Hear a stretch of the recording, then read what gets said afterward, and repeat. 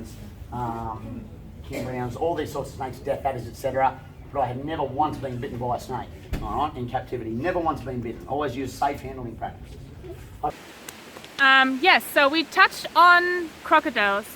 Another question I often get asked, snakes. Can snakes actually come into my camper van or in the car or when I sleep outside in my, in the tent?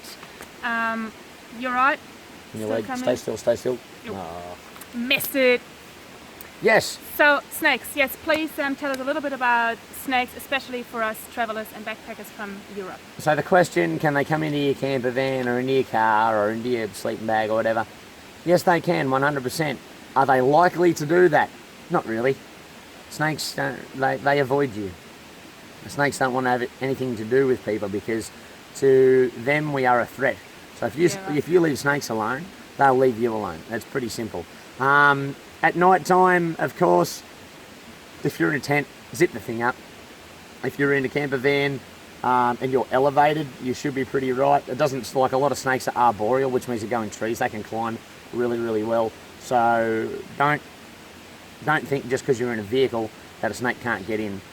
But it doesn't happen very often with the amount of people, not only people from overseas, tourists, but also Australians that go around camping in their camper vans and in their tents and sleeping bags.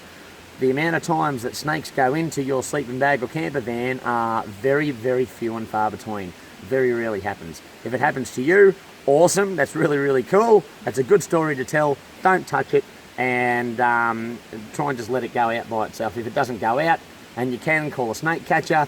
If you can't call a snake catcher, get a really, really long stick and try to gently get it out. Push all right, that's all you can do. Just encourage it to leave gently, mind you. If you are not gentle, it will not be happy. Yeah.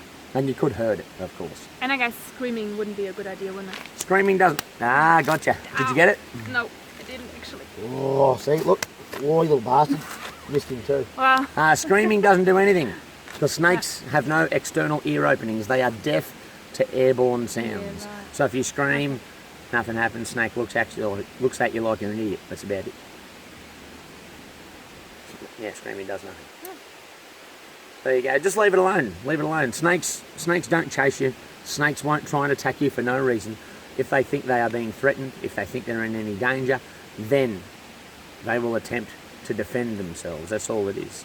And in those instances as well, they will try and make you scared by looking scary. They stand up or they go into the big S-bend. They only will strike at you as a last resort. Move away slowly, leave them alone. They'll go have a good day. You go have a good day. Everybody's happy. If you try and touch them or pick them up, you're going to have a bad time. No. And for all we don't know, like coming from Europe, we don't even know what snake it is, right? That's right. Yeah. If you don't know what it is, don't touch it. Touch it. That's why no one touches me. They don't know what I am. Spiders? Spiders. Can you tell us a little bit about spiders? Spiders are awesome. What else do you want to know? They're amazing animals. They're essential to an ecosystem, just like most other animals are. Humans are the only ones that aren't, but anyway, that's another subject. So, spiders, once again, if you don't know what it is, don't touch it.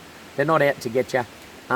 If you're in the bush in the morning, if you've left your shoes out, or anywhere really, anywhere that's not in the city, actually even then. I was just about anytime, to, he's sitting anywhere. So if you leave your shoes outside the door in the morning, you give them a good tap and a good shake to make sure that there's nothing in them, because if you put your foot in there and a spider bites you, it's unpleasant. Yeah. But spiders around the house, like if the big huntsmans, the ones like your hand, those big hairy buggers, leave them, they're fine. They're very inoffensive. Yeah. They just eat the cockroaches and things like that. Maybe you guys can look up online what a huntsman looks like. Looks actually kind of scary. It looks kind of scary. It got its name. Big, it's got its name Huntsman because it hunts man. But you're on the menu. I'm kidding. It's a joke. Right. Next topic. What are we gonna try? Toads. You want toads next? Yeah, let's do toads. We can do toads. All right, toads. Toads are one of the most unluckiest animals in this country because they don't belong here and they're not a bad guy, but people brought them here, so they get a bit of a raw deal. You right, mate? Sorry. they get a bit of a raw deal. There are too many toads in this country, and by that I mean there's more than one, okay? They are very, very damaging to our native Australian wildlife. As far as the danger rating goes, if you try and eat one, you're going to get very sick. If you just eat the legs, if you chop the legs off, if you kill one, chop the legs off, skin it and fry it up with a bit of garlic, butter and chilli, delicious, tastes a little bit like chicken, and you can live off that. I'm serious, I've done it many, many times. I eat toad's legs out in the bush. But you don't need to kill toads for no reason. It won't make any difference to the toad population in Australia. So if you see a toad, don't freak out. They've got no teeth. They can't poison you just by looking at you. If you pick them up, they'll piss all over you. It's hilarious. But yeah, just leave them alone. The poison is up in the glands on the shoulders, bufotoxin, and it will make you very, very, very, very sick. It can kill dogs, it can kill small mammals. It can kill lizards and snakes. There is one species of snake in Australia that can eat them pretty much no worries. Other species are learning. I think a red-bellied black snake is slowly figuring it out, that it can eat small ones, but it still makes them sick. But yeah, they're not an animal to be afraid of. Just leave them alone. Once again, close your doors if you're out in a rural area. Close your doors, otherwise you get toads in your house. Turn your taps off. Sorry, turn your taps off. And fucking March, boys. It is. Turn your taps off outside. Don't leave any containers of water outside. Yeah. If you've got a dog, and you've got a container of water for your dog, put it up on something, because the toads they can only jump this high, you know. So if you put it up on a milk crate, your dog can still drink it and toads can't get in. Yeah. And yeah, that's about it for toads. But it can become unpleasant for us if we get it sort of in our eyes, nose, almost somehow, right? Well, with the... yeah, because it's a poison, you can ingest it through anywhere. So just don't touch them. Yeah. Don't touch them, you won't have a problem. If you do happen to touch one, just wash your hands. Yeah. Don't go licking your fingers. Yeah, it's no good. Right, we've got cassowaries here up north. Psycho chickens. Psycho chickens. Why are they psycho chickens? Well, they're like big chickens, but they're psycho. They're massive chickens then. They are. So the cassowary is the closest living relative to dinosaurs. It's a very large bird, very colourful. It's got black feathers. It's got like a blue neck with a red bangle. Looks like a ball bag hanging off the neck. But they have got like a big casque on top of their head, this big thing as well. But essentially, like they don't have any sharp teeth. They don't have a tongue, just like emus and ostrich, no tongue. They're from a family of bird called ratites. They're very large. Well, they're just flightless birds. You got cassowaries. There's 3 species of cassowaries. We've only got one in Australia. We've got emus. We've got the rhea in South America, which I've seen. They're pretty cool. You've got the ostrich, and you've got the kiwi in New Zealand as well. The kiwi is a ratite also. Yeah. So they're just a group of flightless birds now. Cassowary is dangerous because it can be very defensive when it has young, very protective of its young, and on their feet, they can run very fast, and on their feet they've got 3 toes like this. And this one massive. Here, they are massive. They stand nearly like 1.8 metres tall, which is nearly as tall as me. It's taller than Sandy. And they got those big claw on their inner toe, and when they defend themselves, they kick at you with that. Like put holes in you, disembowel you, all that sort of stuff. What can we do? Should we run away if you come across don't one? Don't run. If you see one, just stand still or walk away slowly. Most of the time you'll see them, you'll be in your car, so just stay in your vehicle. If you get out of your vehicle, stay next to your vehicle. Never approach it. If they are young, if there's little chicks, don't go anywhere near them. Stay in the vehicle, all right? Because the father protects the young, and he will protect them with aggression, okay? Yeah. But yeah, they're a beautiful animal. You don't have to be afraid of them. Just give them the respect they deserve. Give them a little bit of space. Whenever you're in North Queensland driving, like up in Cape Tribulation or up the Corinda Range, anywhere like that, always drive slowly. Out on the Atherton Tablelands, always drive slowly. Down at Eddy Bay as well, because you don't want to run into any wildlife, let alone a cassowary. Cassowaries are endangered, all right? So if you run into one of those, you won't be very popular, especially if you were driving too fast. You're in no hurry in North Queensland. North Queensland time stands still, all right? So just take your time, and you don't want to hit, because there's lots of wildlife, snakes as well on the roads, small mammals, birds. Yeah. So yeah. Something else that could become unpleasant when we are going on a rainforest hike. Yeah. It's a Wait-a-While, and what was the other one you The mentioned? Wait-a-While and the Gimpy stinging tree. So both of these things you can avoid by staying on the path. If you go off the path, bad day. Wait-a-While is a vine that's got an evolutionary tactic to get to the top of the canopy where it can get sunlight. And it's got a main vine in the middle, all right? And off that vine, you've got a bunch of little, very, very thin, almost like wire. We call them tendrils that come off, almost like octopus tentacles. And they've got very small, very, very strong hooks. Yeah. Little, look, almost like rose thorns, except worse. And the tree blows around in the breeze, and those tentacles wave around and then go onto another tree. And they use that as an anchor point. That tree goes nowhere, and then the vine grows up and up and up, and the wind blows and it grabs onto another tree like that. All right. Right. It uses it as an anchor point, and that's how they grow up into the canopy. That's how they get to the top and get their sunlight. So I've seen people like riding down tracks and you know, going too close and hits them across the face. I've been nailed a lot of times.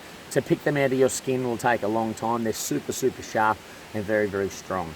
But yeah, a bloke I used to work with got hit across the face with one. It went all through his face, all up his lip. He was wearing sunglasses, so it didn't hit him in the eyes. Very, very lucky. But he was riding a quad bike at the time up in Coranda. Yeah, but that was on a not very well used path. But anyway, stick to the path, you'll be fine. Gimpy stinging tree is the worst thing you probably encounter up here that won't kill you.